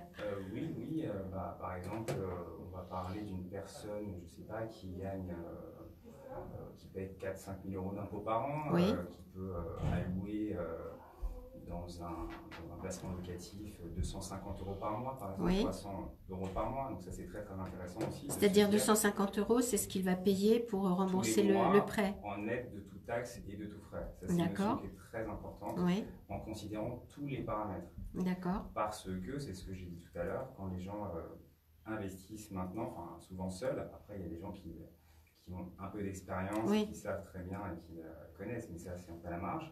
Si en moyenne, on va dire que les gens prennent pas tout en compte. Et quand on prend tout en compte, effectivement, la fiscalité de son placement, les charges, les frais de gestion si on le fait gérer, le package d'assurance qu'on vient payer, enfin bref, beaucoup de choses. Donc on peut avoir effectivement le net de tout taxe et de tout frais, et c'est plutôt l'approche par l'épargne, c'est-à-dire En gros, ce que l'investisseur veut savoir, c'est ce que ça lui coûte tous les mois. Et donc, en considérant tous ces paramètres, on peut effectivement trouver, par exemple, dans les placements comme la loi Pinel, qui est le placement, on va dire, pour les gens qui paient jusqu'à 10 000 € d'impôts par an, on peut aller dans cet axe-là. Et c'est ce qu'on identifie d'ailleurs quand on fait un bilan, en fonction de sa fiscalité, de son effort d'épargne, etc. Et c'est vrai que, on va dire, un bien qui ferait, après ça dépend où il est placé, bien sûr. Oui, bien sûr, mais bon. Mais s'il est placé, on va dire, en Île-de-France, on va parler des critères clés d'investissement locatif aussi peut-être, parce que ça c'est important. Pour 300 € par mois, il peut effectivement financer, en considérant tous les paramètres, avec un prêt, il peut financer un bien de 250 000 €, 300 000 € sur un prêt de 25 ans, parce que les taux d'intérêt, comme on l'a dit, sont très très bas, donc c'est un levier exceptionnel. Voilà. Donc, quand vous dites 250 € qu'il doit débourser, c'est le prix de la location intégré, c'est ça? Oui, c'est ça. C'est tout. Voilà. C'est-à-dire, il va louer son bien, je dis n'importe quoi, 1 000 €, et à l'arrivée, il n'aura payé que, voilà, il n'aura que 250 € à débourser. Voilà. Et il y a aussi dans le cadre de la Pinel, par exemple, on ne peut peut-être pas parler, je pense que ce n'est pas l'objet du jour. Non. Quand on fait une Pinel, par exemple, il faut considérer donc, le loyer que l'on percevra. Tous les ans, il y a un suivi à faire aussi, une déclaration fiscale à faire. C'est un CERFA qu'on appelle la 2044 et que l'on fait dans le cadre de nos suivis d'accompagnement. Donc effectivement, on va déclarer ce qu'on appelle un bénéfice foncier très vite, sur lequel on est taxé sur sa tranche d'impôt la plus haute, plus la CSG. Ça, c'est spécifiquement le genre de choses que les clients n'intègrent jamais. C'est ça, qu'ils ne pensent pas intégrer. Et derrière, quand ils se lancent dans un projet, par exemple dans l'ancien, par exemple, ou dans le neuf, si on parle de l'ancien, voilà, c'est ce que j'ai dit tout à l'heure, il ne prend en compte que le prix d'acquisition, que la mensualité, c'est ça. Tous ces paramètres. Donc derrière, lui, il se dit, bon, il va voir sa banque, avec un simulateur basique, donc il va faire la balance entre la mensualité du prêt et le prix d'acquisition. Et derrière, c'est la cata. Il y a beaucoup de surprises. Ils viennent nous voir, et d'ailleurs, c'est des clients que je vois souvent derrière, et qui me disent, mais je ne comprends pas, ça ne compte pas tant. Je fais tout le travail derrière, de la fiscalité, de tous les paramètres. D'explication de texte. C'est pour ça que les gens viennent nous voir. Je peux me permettre? Oui, Eric Sieca, vous confirmez. Je suis Eric, oui. On peut le dire? On peut le dire. Eric est un de mes clients, que je suis depuis longtemps maintenant. Voilà. Et j'avoue que les conseils... Un client heureux. Oui, les conseils sont été très bons. Très bien. Merci, Mickaël. J'ai d'autres questions à vous poser également. On va quand même faire une petite pause musicale. Voilà, non, parce que normalement, je fais une pause, mais là, comme on a perdu presque 20-25 minutes, ça se termine à 10h30, mais vous savez, ça passe vite. Hein. Et l'idée, je pense, c'est questions-réponses au plus court possible. C'est ça, oui. Donc, je reviendrai avec vous, hein, mais ça justement, je vous demanderai où vous êtes situé, votre local, votre financement. Vous n'avez pas d'initiative, mais vous nous en direz plus. Je trouve ça très sympa. Oui. J'adore. Ah bon, tant mieux. J'avais un peu peur, sincèrement. Mais je trouve ça génial. Non, mais c'est parce que vous avez affaire à une pro. C'est pas ça, mais c'est l'ambiance. Je trouve ça génial parce qu'on ne connaît pas, donc c'est forcément. Et pouvoir parler comme ça, etc. et dire ce qu'on a à dire. Puis on a surtout, on a du temps pour parler, c'est ça qui est bien. Hein. C'est clair, puis ça s'appelle le bar de l'économie. Et puis, puis vous nous mettez très à l'aise. C'est gentil. Alors, côté rendement, c'est vrai, je parlais de l'effort d'épargne. Non, mais après, on parlera on va parler du Grand Paris. On va parler du Grand Paris. C'est pour ça que j'ai parlé de l'effort d'épargne, parce que je me suis dit que ça allait être beaucoup plus simple. Oui, mais c'est pour ça, moi aussi, que je vous ai demandé un cas concret, parce que, en fait, c'est pas évident. Il faut juste préciser que, quand même, que le Pro Épargne fait partie de Madef Pro. Oui, je l'ai noté. Je l'ai noté. Non, mais je l'ai noté. J'avais mis au passage, je pense que vous êtes... Je précise. Pas encore coquille rouge, peut-être. On ne sait jamais. De toute façon, vous repartirez avec ma carte. Oui, oui, oui. Mais C'est donnant-donnant, ouais. Avec plaisir. Il faut Et ça prendre, fait pour le moment, Non, c'était non, PE. c'est pas pour nous. Mais j'ai travaillé des années avec agréable, en SAP. fait. Ça nous change la vie. C'est votre sourire. Ah, c'est gentil. C'est J'ai gentil, répondu. Non, c'est Ah oui. En tout cas, le sourire qui est... j'ai Ah vu bon. son évolution. Ah, bah, tant La mieux. solution, là, elle a encore Merci, énormément Mickaël. changé. Et user-friendly. Ça faisait longtemps qu'on ne me l'avait pas dit. Avec des tuiles. Donc C'est j'apprécie. super. Elles sont vachement bien. Même avant de partir, c'est vrai. On avait des supports qui s'installaient. qui étaient- Elles sont encore beaucoup mieux.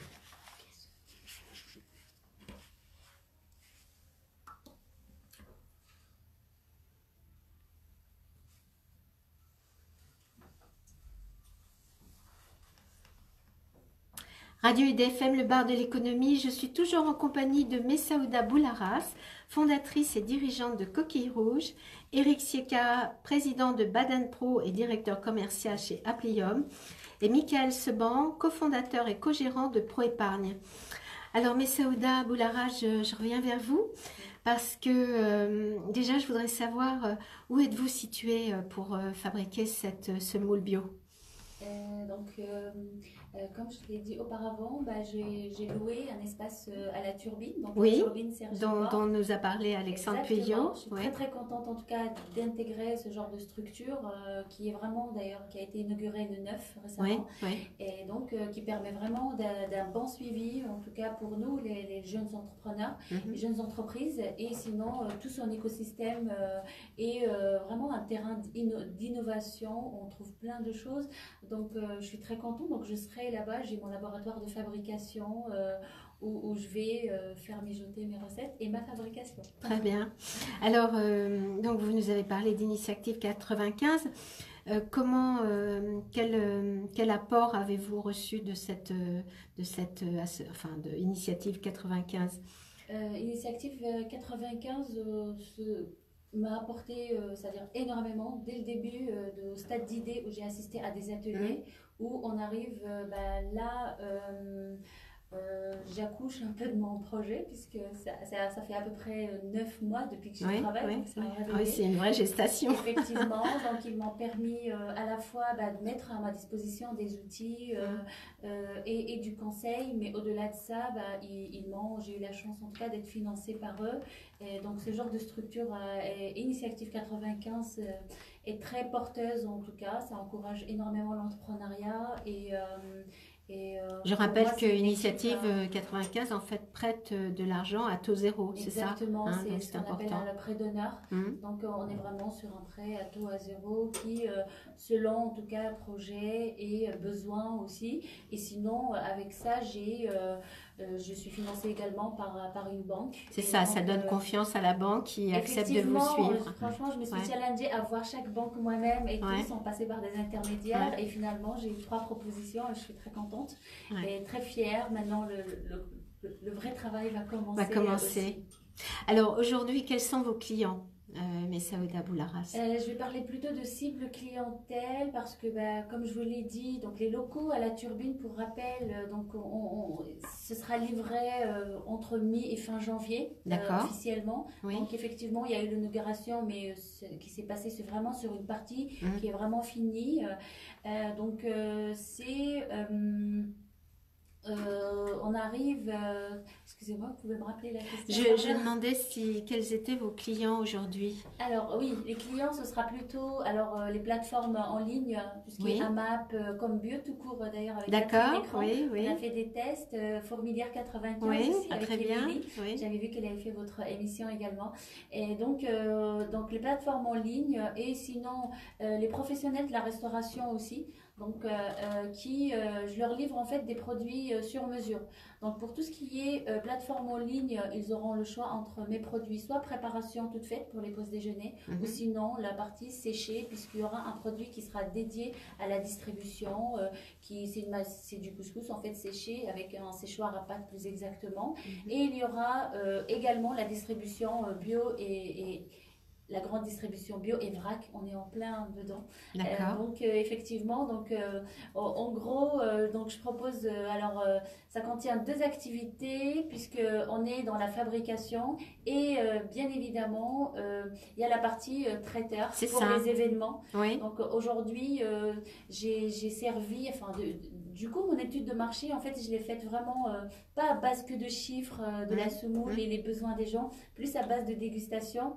Et j'ai servi jusque-là plus de 350 personnes suite à des événements et tout. J'ai eu beaucoup de demandes, il y a eu beaucoup d'engouement en tout cas autour de mes recettes et ses saveurs et l'originalité en tout cas de ce que je propose.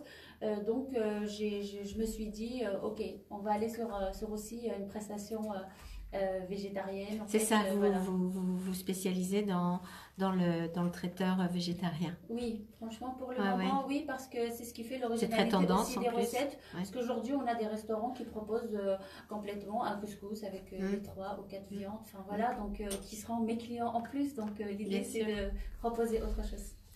Mais Saouda Boularas, en tout cas, vous en parlez très très bien, c'est passionnant. Est-ce que vous avez des offres d'emploi à faire passer à la radio? Effectivement, donc au bout à mon démarrage, donc on va dire début février, parce que le temps d'installer le matériel et tout. Donc oui, effectivement, j'aurais besoin vraiment dans un premier temps d'un profil vraiment plutôt cuisine, puisque moi-même je ne suis pas issue du tout de la cuisine, malgré que je sois fille de chef de cuisinier en fait, personnellement. Donc oui, profil cuisine, je fais des démarches aussi et une demande aussi auprès des écoles, en fait vraiment des jeunes diplômés qui cherchent en tout cas un nouveau challenge, surtout dans une entreprise qui démarre. Donc je pense qu'un profil comme ça va m'apporter énormément. Voilà. Après l'idée c'est d'aller vraiment sur un recrutement d'une équipe petit à petit et de me développer puisque par ce projet aussi je touche directement en fait aux cantines scolaires puisque ma cible aussi c'est les collectivités.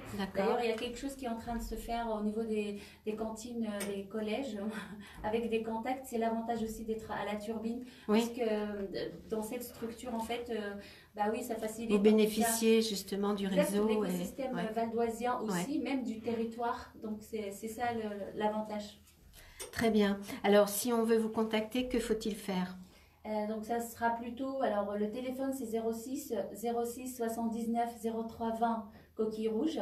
Sinon, par mail, contact@coquille-rouge.fr. Et donc, ce sont les mêmes coordonnées si on veut vous passer commande? Effectivement. C'est ça. Il y a un site qui est en cours, en tout cas de construction, et des pages réseaux sociaux. Je voulais vraiment les démarrer en même temps que mon démarrage pour vraiment donner plus de contenu. Il y aura de belles surprises, en tout cas, de challenge, des repas pour 10 personnes à gagner. Enfin voilà, donc très bien. Ce sera ça. Merci beaucoup, mais Saouda Boularas. J'aurai quelques mots de conclusion à vous demander tout à l'heure, à la fin de l'émission. Alors, je reviens à Eric Sieka. Donc, Eric Sieka, on a dit président fondateur de Baden Pro et directeur commercial chez Applium. Concernant Applium, c'est les programmes, enfin, je ne sais pas si on peut parler de programmes, les logiciels, non? Oui, sont en plusieurs langues. Ah oui. Oui, c'est pratiqué partout. C'est obligatoire. Oui. Enfin, c'est incontournable. Ah bah, SAP est leader mondial, donc on peut imaginer que ça parle dans toutes les langues. Donc ça peut aider les entreprises qui ont des filiales étrangères. C'est le cas. Il y a pas mal, en fait, il n'y a pas que les grands comptes, les grandes sociétés qui se déploient à l'étranger. Il y a aussi pas mal de nos PME en France, il faut le savoir, qui souhaitent se développer à l'international et ils utilisent SAP et dans des langues différentes avec un alphabet bien différent du nôtre. Et heureusement, SAP parle toutes les langues. D'accord. Alors, j'ai été surprise. Vous avez un département R&D, mais qui n'utilise que 100 000 euros par an. C'est pas énorme? Non, c'est pas énorme. Mais on est prestataire de service, donc on développe pas forcément. Non, ce qui nous préoccupe, nous, c'est effectivement que les gens se sentent bien chez nous. Donc, c'est du R&D plus lié aux ressources humaines, lié à l'accompagnement de nos ressources. Pour le fait, c'est quand même une denrée rare dans nos métiers et on voudrait qu'ils restent le plus longtemps possible et apporter leur valeur ajoutée et c'est donnant-donnant. Donc on s'oriente vraiment pour que les gens se sentent très bien chez nous. Alors parlez-nous c'est ce que nous avons vu tout à l'heure, de ce choix de consultant senior. Oui, plutôt confirmé, effectivement, encore une fois, pour accompagner. En fait, ce qu'on a constaté, c'est que les sociétés utilisatrices SAP, souvent, avant de trouver la solution, elles ont déjà un peu cherché par elles-mêmes. Et nous, ce qu'on va apporter, c'est vraiment l'expert qui arrive et qui dit ça, j'ai déjà vu 15 fois, je sais, ça va pas prendre beaucoup de temps, je vais vous facturer exactement le temps que j'ai passé, mais j'ai la solution. Et puis aussi, pour les sociétés qui n'ont pas SAP, qui voudraient le mettre en place, d'avoir une équipe d'experts, on va plus vite à mettre en place avec un projet, avec des gens qui savent. Voilà, c'est notre fer de lance. Et donc aujourd'hui, vous avez un appel à faire pour justement, vous êtes à la recherche. Merci Jacqueline. Oui, on a un appel à faire. Effectivement, on recherche des consultants confirmés. On est dans un secteur d'activité en pleine explosion. Voilà, on recherche des ressources, on en manque cruellement en Île-de-France, mais aussi dans nos filiales. Je parle de Rennes, Bordeaux, Lyon, Montpellier, Marseille. Voilà. Donc, pour vous joindre, que faut-il faire? Il faut aller sur le site d'Applium, www.applium. Donc, Applium, je rappelle, c'est A2PILUM. Exactement, .fr. Et toutes nos offres d'emploi qui sont sur le site. Et puis surtout, vous pourrez apprécier et voir ce que nous faisons et qui nous sommes. D'accord. Alors, Eric Sieka, on revient à votre casquette de président de Baden Pro. Vous souhaitiez nous dire quelques mots des JO de Tokyo? Oui, effectivement, on a la chance parmi nous d'avoir une certaine Delphine Delru qui est aujourd'hui au ranking JO, donc qualifiée pour les JO en double mix. Ils sont 12e mondiaux pour le moment. Donc je rappelle que vous pratiquez le badminton. Le badminton, oui, pardon, je ne l'ai pas dit. Oui, parce que d'où Bad and Pro. Oui, c'est ça. Voilà. Donc c'est du badminton, effectivement, au club d'Écon-Aizanville. Et Delphine, aujourd'hui, fait sa course olympique. Ils sont très bien placés pour pouvoir y participer en double mixte. C'est un sport particulier puisque le mixte est olympique depuis maintenant 92. Donc voilà, on a cette pépite au sein du Val d'Oise qui fait sa course olympique. Et donc, c'est définitif, elle est qualifiée? Non, fin avril on saura. Mais d'être positionné dans les 12 premiers déjà, c'est déjà énorme. Sachant qu'il y a la qualification olympique est un peu complexe dans la répartition, puisqu'il y a une répartition continentale par pays. Oui. D'accord. Sinon, on prendrait beaucoup d'Asiatiques, puisque le sport est dominé par les Asiatiques.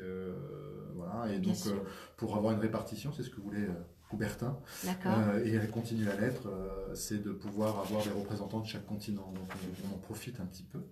Et Delphine, voilà, s'est hissée avec Tom Jikel, son partenaire, à la 12e place pour le moment du ranking. Vous nous tiendrez au courant, Eric Sieka, pour savoir si on vous souhaite en tout cas que ça marche. J'espère pour elle. Je serai obligé d'aller à Tokyo. Ah bah oui, quel dommage. Ça serait bête de partir. Donc je reviens puisque l'heure tourne et j'ai d'autres questions à poser à Michael Seban. Donc Michael Seban, co-gérant de ProÉpargne. Donc aujourd'hui, il y a le Grand Paris. Et c'est un atout supplémentaire. Expliquez-nous cet atout supplémentaire oui, donc c'est pour l'investissement. C'est un vrai sujet. Alors, comme j'ai dit tout à l'heure, quand on considère donc un placement locatif, on voit les critères clés d'investissement locatif. Alors, nous, c'est ce qu'on dit. Donc, il y en a, on va dire que c'est des critères assez simples, mais les choses les plus simples ne sont pas forcément les plus faciles à mettre en avant. Mettre en place, oui. On n'y pense pas forcément. Donc il faut donc une accessibilité, déjà, ce qui est très intéressant quand on se lance dans un placement locatif, donc un transport en commun dans la ville où on projette d'investir. Il faut être dans un environnement sain, donc ça, je pense que c'est intéressant avec des commerces, etc. Voir l'état de la copropriété, tous les PVDH, par exemple, anciens, des choses comme ça, parce que ce que les gens ne voient pas forcément, c'est le coût pendant la détention de leur projet. C'est tout ça qui est très très dur à voir. Et avoir une perspective sur la ville. Cette perspective, moi je la corrèle avec le projet du Grand Paris. C'est ça. Qui est un projet exceptionnel. Voilà, donc on est dessus depuis maintenant 10 ans, parce que ça a été pensé en 2007. On en parle beaucoup aujourd'hui, mais ça a été mis en place, bien sûr. C'est ce projet qui est énorme. Il budgétise 35 milliards quand même sur 20 ans, donc c'est colossal. Donc il y a toute une cartographie d'accessibilité de ces villes vers Paris qui va être vraiment changée. Et surtout, ce qu'on ne dit pas souvent, c'est que les banlieues entre elles, c'est pas forcément facile d'accès maintenant. C'est ça. C'est-à-dire que d'une banlieue à une autre, on peut mettre 45 minutes Ouais, parce que ouais. voilà, parce qu'il y a un bus. En et tout puis cas, on etc. il y a une accessibilité d'un point de vue routier, mais pas transport, hein, Voilà, c'est ça. c'est ça. Donc, d'investir dans ce cadre-là, c'est vrai que c'est fantastique, enfin, moi je trouve, parce qu'une perspective comme l'arrivée d'un métro sur une ville, l'impact d'une ligne de métro sur une ville, c'est colossal. Hein. Donc on a tout ce tracé à l'avance, donc c'est une période qui est complètement folle, enfin, je dirais, clivante. Ouais. Et quand on envisage un placement locatif, pour moi, ne pas le faire dans ce cadre-là, c'est dommage. Dommage, même ouais. s'il y a des villes en France qui sont superbes, qui sont formidables. Non, mais là, pour vous, c'est une vraie opportunité. Ah, c'est une opportunité. Alors, c'est pour ça que les gens viennent nous voir, parce qu'on a cette capacité-là de leur trouver les meilleurs produits possibles. On fait du courtage immobilier. Donc, on leur fait gagner beaucoup de temps, clairement. Voilà, donc il y a des villes, par exemple, comme Agnières, maintenant qui coûtent un peu plus cher, mais qui sont superbes. Enfin, je veux dire, avec un potentiel énorme. Saint-Denis aussi, peut-être. Saint-Denis, voilà, bien sûr, avec Pleyel, qui est un des axes du Grand Paris. Des villes qui sont moins connues, comme Villeneuve-la-Garenne, qui est juste à côté de Colombes. Beaucoup moins cher, alors que le marché locatif est en demande. C'est les zones tendues. C'est sûr. C'est un placement qui est très, très sécurisé quand même. Donc, c'est ça qu'il faut se rendre compte, c'est de cette possibilité de mettre une perspective dans un placement safe, avec des critères d'investissement qui doivent être mis en place. Et c'est ce qu'on fait pour nos clients. Ouais. Très bien. Bah, écoutez, vous nous donnez envie de le faire, en tout cas. Donc, comment peut-on vous contacter, Michael Seban, si on a envie d'investir? Alors, c'est une très bonne question. Vous pouvez envoyer un mail sur info@pro-du6épargne.fr. Oui. Ou nous appeler sur le fixe 01 81 70 17 10. Je ne vais peut-être pas donner mon portable. Non, bah vous donnez la... On a compris. Ah bon? Ah bon? Bon, alors, ok. Donc, non. non, mais redites-nous l'adresse mail. Alors oui, donc c'est info@pro-du6épargne au singulier.fr. Très bien. Mais peut-être que si même sur Google, si on tape Pro-Épargne, on tombe sur votre site, probablement. Sur le site internet, voilà. Donc c'est peut-être plus facile. Il y aura l'adresse, il y aura tout ce qu'il faut. Très bien. Bien, bah, écoutez, notre émission se termine. Alors, quelques mots de conclusion. Messaouda Boularas, qu'est-ce qu'on peut vous souhaiter de meilleur pour la suite à venir? Écoutez, ce sera plutôt un bon démarrage et puis des clients. Bien Voilà. sûr, bien sûr. Donc, toute entreprise ou école privée ou même localement, eh bien, ils peuvent en tout cas avoir accès, c'est-à-dire à mes recettes ou à ce que je prépare ou complètement la grande distribution bio, c'est-à-dire Biocoop ou d'autres structures en tout cas de distribution. Je voulais remercier vraiment les partenaires en tout cas qui ont contribué à l'existence en tout cas en cours de Coquille Rouge, Initiative 95, la Chambre des métiers et sinon le cabinet Zenacom aussi qui a vraiment aidé à mettre en place ce logo et vraiment sortir un petit peu ce qu'il y a au fond de moi autour de ce projet. Je voulais vous remercier aussi. Merci Messaouda. J'étais heureuse de vous recevoir également. Merci. Bien. Eric Sieka, quelques mots pour Baden Pro et Applium? Oui, j'en ai 3. Oui. J'aimerais bien pouvoir intégrer SAP dans une société valdoisienne. D'accord. C'est un rêve. Je serai à côté de chez moi sur un projet à peine de 6 mois. Ce serait topissime que je puisse le réaliser. Accompagner cette société localement. Avec mes équipes, bien évidemment. Moi, je pense qu'il ne manque pas de société qui pourrait il y en a. Il y en a rejoindre. Vraiment une intégration initiale. Une société qui n'a pas encore SAP. Bien. Après, il y a d'autres clients effectivement qui ont déjà SAP, donc ça on les connaît. Mais voilà, c'est un vœu pieux. Delphine Desrues qualifiée pour les JO. Avec, si elle pouvait nous ramener une petite médaille, alors je serais le top. Ange. Et puis enfin, agrandir Baden Pro. Aujourd'hui, vous avez combien de partenaires? Nous sommes 6 partenaires. D'accord. J'aimerais bien agrandir la petite famille. Merci Mickaël, encore une fois, de participer à ça. Et voilà, j'aimerais bien qu'on soit un peu plus nombreux. Très bien. Bonne fête de fin d'année aussi, je voudrais souhaiter à tous. Et puis merci Jacqueline. Encore merci une fois Eric Sieka. Alors, Michael, c'est bon, quelques mots, j'ai oublié. En effet, Eric l'a dit, vous êtes également partenaire de Baden Pro. C'est ça. Donc, vous avez rejoint. Et donc, de cette aventure. Et sinon, quelques mots de conclusion pour Pro-Épargne? Déjà, merci de m'avoir reçu. C'était vraiment Merci très à vous sympa. d'être venu. Non, bah voilà, je souhaite qu'on se développe, hein, parce qu'on a envie de le faire, qu'on structure le cabinet comme il faut. Donc ça, c'est très important quand on est dans cet axe-là. Non, voilà, en fait, on est content. Donc, Tout va bien. ça va. Très bien. Merci à tous les trois. Merci d'avoir participé à l'émission. Je vous souhaite le meilleur pour la poursuite de vos activités. Lundi, vous retrouverez Florence Sueur au bar de l'économie et moi, je vous donne rendez-vous mardi prochain pour un nouveau bar de l'économie. D'ici là, portez-vous bien et bon week-end. Vous ne bougez pas. Je fais ma photo. Allez, la photo. On bouge.